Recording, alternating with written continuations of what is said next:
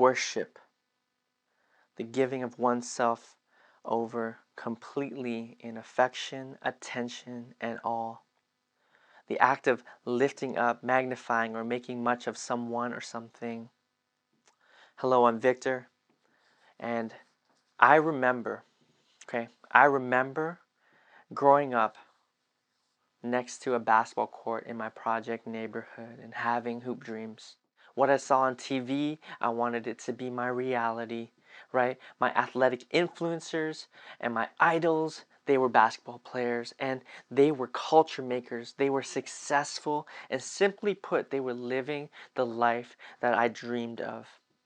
I began to imagine a reality where I could play basketball, like a sport that I love, and be recognized by the masses, make enough money that I wouldn't have to go to Goodwill for secondhand goods, make enough money so that we would have food on the table and not miss any meals, and ultimately move out of a project neighborhood where my apartment was constantly facing bug problems, right?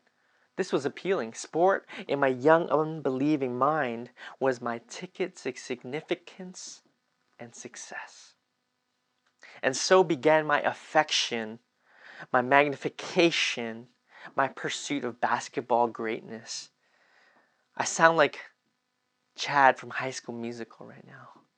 However, as each of you know, whether in sport or in life, nothing worth having ever comes easy. Okay? Many of you remember and can easily trace back to the moment when you felt the adrenaline, the energy, the excitement, the feelings you felt when you stepped into the gym, onto the field, out on the ice, into the pool.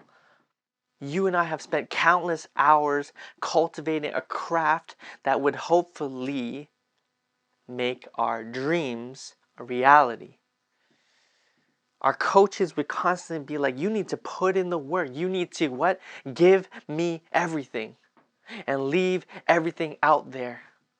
Because if you do, you will play more. You will be recognized more. You will have more opportunities. You will have more success. You will be great. And the list goes on and on and on, right? And so what? You and I give all of our energy. We give all of our effort. We give everything to our sport because we want to be the best, right? We want to win. We want our suffering, our sacrifice, our sweat to pay out in what they promised: significance and success. The tension we face here, brothers and sisters, is that God requires of you what your coach, what your sport, what your athletic program requires, and that is to give everything and leave everything.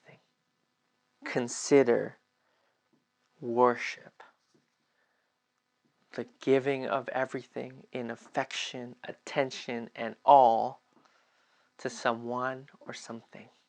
Okay? Harold Best writes this: worship is the continual outpouring of all that I am, all that I do, and all that I can ever become. Jesus simply states, for where your treasure is, there your heart will also be. Worship.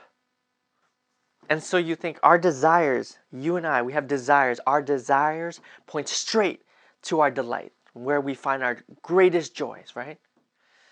Our focus directly has an impact on our faith. Our priorities, priorities bleed into our practice, what we do. And our workouts, how we do it, is our act of worship, okay? So let me ask you this: who or what do you worship? Where are you giving everything and leaving everything? Now you're thinking, hold up, Victor. Hold up. You don't know me like that. You're literally on a screen. You've never met me. I grew up in the church. My parents are Christians. I go to church when I'm home. My peoples are the church. I was in youth group. Man, my college is even Christian. One step further, I read my Bible and pray. Even on game days, okay? But that's not my question, though. My question is deeper than that. Who or what do you worship, giving everything to and leaving everything for? Because worship is not an act on Sundays, friends. It's not a moment on any day. Rather, worship as an active, right, and continuous outpouring of all that you are, all that you do, and all that you can become towards God. Well, the reality is this, right? You and I were broken. Humanity is broken, fallen, corrupted. You see this in Genesis 3. But you will also see that you and I were created by God to worship. Now, the world, our North American privilege, social media will have us believe that being the best, being the most athletic, being the most winningest, the most decorated athlete is worth you and me, how dare I say this, occupy God's rightful place of worship. That the world's recognition would be worth more than being recognized by God. And that your gifts, that the world spotlights were yours to begin with. 1 Corinthians 4:7 says this, for who makes you different than anyone else? What do you have that you did not receive, brothers and sisters? And if you did receive it, why do you boast as though you did not? Our main passage today gives us a glimpse of Jesus, who was recently baptized, right? Affirmed by God for who he is, identified.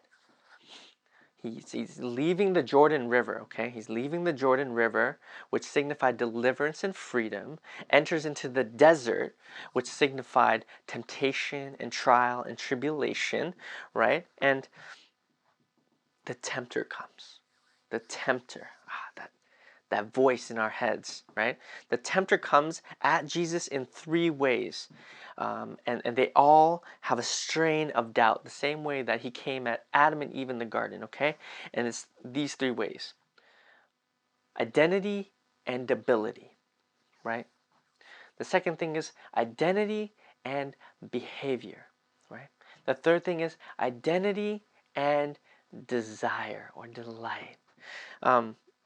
Firstly, we will always see that the tempter, Satan himself, comes after Jesus and potentially you, right? If you are a son or daughter of God. He comes at Jesus if you are the son of God. And he says, satisfy yourself. Fulfill yourself, right? You're hungry. You've been out here a while. Like, make those rocks bread. Fulfill yourself. Essentially what? Meaning that if I can do it, then why do I need God? Worship myself. Secondly, he comes after Jesus and his behaviors, right? He casts a little bit of doubt, says, hey, you know what? Switch up your allegiance. Test God. Test him out. Does he actually have your back? Will he come through?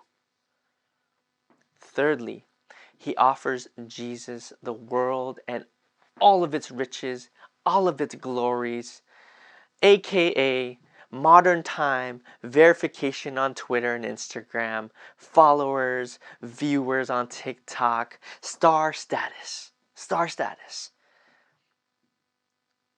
But what does it cost? If you leave everything, if you give everything, give everything to the created thing, the world, the sport, and not to God. It goes back to our definition, worship, the continual giving of all that you are, right? And all that you will do, right? Because, brothers and sisters, the reality is this, you can be the best, the most respected, winningest, decorated, honored, admired, scholarship valued, highest playing time. If you worship the created thing, sport, but missed the creator of sport and all, then you've missed it all. Do not be deceived, my beloved brothers and sisters. The world and the prince and ruler of this world comes only with intentions of stealing, killing, and destroying all. John 10:10, right? Evil is alluring. It's attractive, looks normal, looks good, but something is off. It's slightly twisted, corrupted, yet just enough to disorientate you. Now replace evil with sport. Sport is alluring, it's attractive, it looks normal, it looks good, but something is off. It's slightly twisted, corrupted, yet just enough to disorientate your allegiance, unfocus your worship. To that point, the intoxication of sport always being fun, it's not. It delivers a lavish life, it doesn't. It will give you everything it promised in status, success, and significant. It doesn't. It will give you scholarships. Maybe. It might give you some money, but it overpromises and underdelivers. Back to Matthew 4, Satan, at the end of it, aborts the mission. He realizes it's a lost cause. And he knows this because Jesus holds on to the promises of the promise keeper, God. And he proceeds to continue posturing his active worship. Right? Because sport, my friends, is a gift. But God is the greater gift. When sport becomes your object of worship, then you've missed God. When sport requires everything from you and requires you to leave everything, then it has taken a place that it cannot handle. The last thing is this, take this in, okay? Take this in. The most gifted angel in heaven, physically, musically, decided that he would rather be God. David Jeremiah writes this: everything about Lucifer, Satan, the tempter, his appearance, his musicality, was a gift of God, from God. Yet the gift inspired the rebellion. Okay? The gift inspired the rebellion. You, likewise, are gifted athletes, and sport is a gift from God. But can you tell the difference between your sport and your Savior? Do you treasure the gift of God over the giver, God? And what do you give everything to and are willing to leave everything for?